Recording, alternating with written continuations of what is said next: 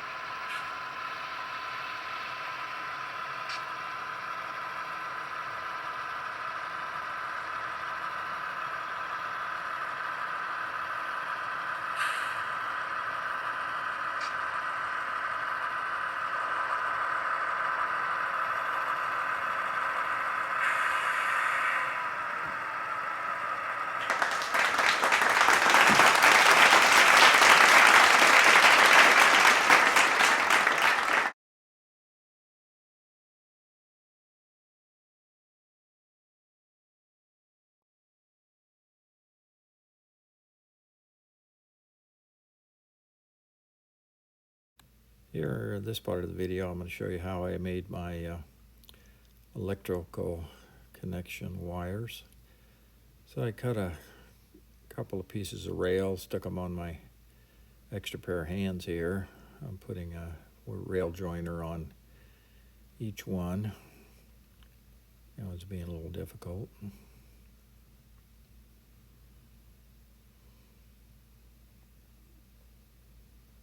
Here we go. Get them level.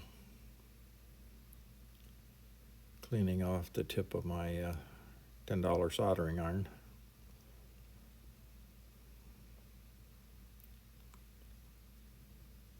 And now I'm going to just put a glob of solder on the back side, underside of the rail joiner. And, you know, it kind of sticks up, but it doesn't matter because the railroad ties elevate the track so that that little bump of solder doesn't interfere with the levelness of the track.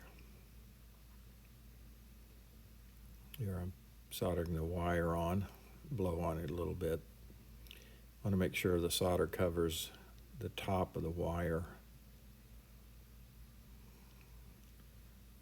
It's pretty easy to remelt this solder.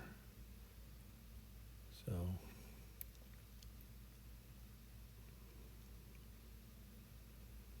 I put the dab on it, and then I do the wiring.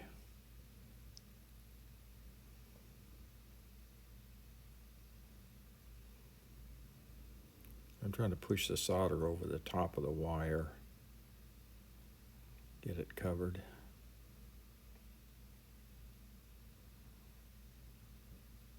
Yeah, not happy with it. Turn the wire over and try it.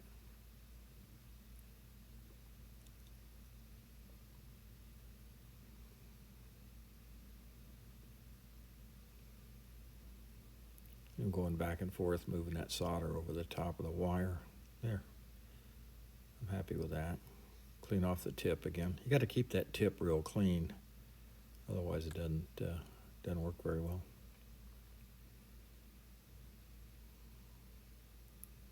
Yeah, I let it cool a little bit, and take off these.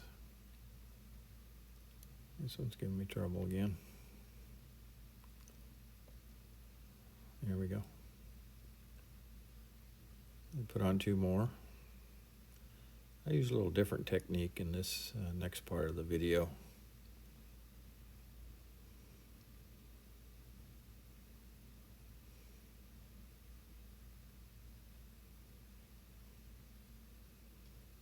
Since I did a couple dozen of these things, I got to the point where I developed a kind of a routine. I'm going to put my solder on the rail joiner, pretty much in the middle, but extends out a little ways each side.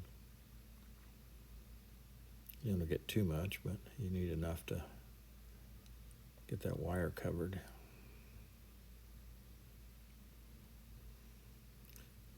So I did both joiners this time. I go back and put the wire on. I'm smashing that wire a little bit to kind of spread it out. Don't want it too spread out, but I don't want it looking like a single strand. Just thought it would make a better connection if it had the wire spread just a bit.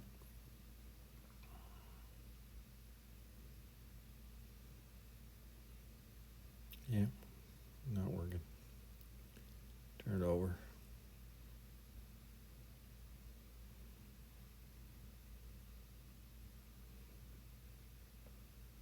Okay.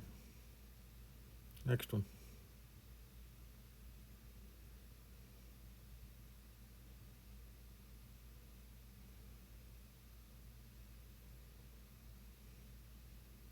Okay. I think I finally got this soldering thing figured out.